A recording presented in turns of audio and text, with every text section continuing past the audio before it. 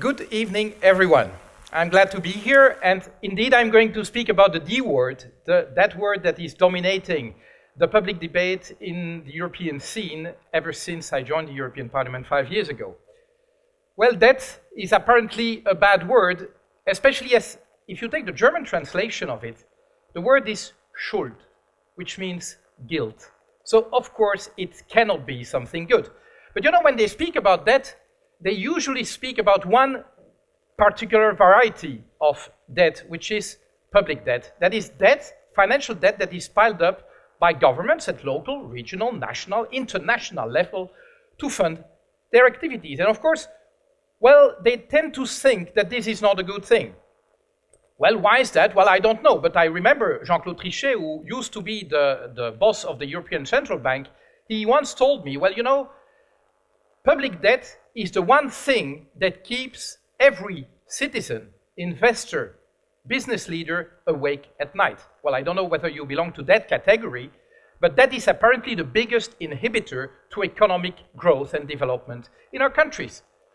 But you know, well, there's a few other components to financial debt. Well, you and I know it perfectly well. When we borrow money, for instance, to buy a house, well, that is part of financial debt as well. Households are contracting debt every day, but they're not alone doing that. You have companies that produce goods and services that are also financing their activities, and I know that there are people from Solvay Business School here tonight. Well, they know it's a mix between equity and debt. But there's one sector that is really expert at piling up debt, and that's the financial sector. You should know that an average big bank today funds its business 97% through debt and only 3% through equity. And so tell me, why is it so that, well, financial debt taken on by government is bad, while financial debt taken up by households, companies, be them financial or real economy, is good? Well, common wisdom says that basically governments are irresponsible. They don't know what they do. Economists will say they are bad allocators of resources. Whereas market players, households, companies, they know what they do. When they take on debt, it is always for good purposes. Is it so? Is it so? Well, had that been the case, well, probably we would not have witnessed a global financial crisis in 2008, which resulted into a global meltdown, and that was primarily caused by private debt, debt of households, debt of construction companies that fueled real estate bubbles, debt of banks that supported all this and that speculated on it. And well, it was for governments then to come to the rescue. And so the key message here is, if we have to separate good debt from bad debt, probably the criterion is not who is making debt, but rather what for. And you and I will agree that if we are piling up debt to go on vacation to Thailand, that's probably not a very good idea. Whereas contracting debt to insulate your house is probably a good thing, because it's an investment that allows you to make profits down the road, to basically increase the value of your home, increase the value of the capital, in this case material capital, that is at your disposal to face future challenges. That is where the difference lies, not between who is contracting debt. And sometimes governments can make good choices, and sometimes market players can make bad choices, and vice versa. But the story of debt is not ending there. And well, I wanted to surprise you, because there's at least one other component of debt, and I will call that tonight social debt. You might think, what is this guy talking about? Well, just one example, poverty. Over the last 5 years in Europe, we have witnessed every year an additional 5 million Europeans falling below the threshold of poverty or social exclusion, to the tune of now 25% of Europeans, every fourth European, is now below the threshold of poverty or social exclusion. Well, I would venture that this is a burden that is at least equally important than financial debt. It is a burden on future generations as well. Because, quite obviously, those people who are in that situation eat up the complete creative capabilities that they have just for one thing, to survive every day. Which means that they have no extra capacity to contribute value to society. But they also create an obligation for society, because if we take the Universal Declaration of Human Rights that says that we are all born equal in rights and dignity, well, society has a duty to allow people to get lifted out of poverty, which means that every day that you increase the number of people at risk of poverty or social exclusion, you increase the burden on the future generations. Likewise, health, public health, same thing. If you decrease the quality of public health in your society, basically you are increasing the burden on society. Again, because, well, people in poor health cannot contribute as much value, as much creativity to society, and on top of that, they create an obligation, a financial obligation, because, well, the healthcare systems will have to deal with those people. And third example, third component of social debt, education. That was just a previous topic. Well, quality of education, if it goes up, so does the capability of society, the immaterial capital of society, to respond to challenges of our century. Conversely, when the quality of education goes down, so does the available human capital that is available for society, so does also grow the efforts that society will have to do to again make that the quality of education go up. And that is social debt.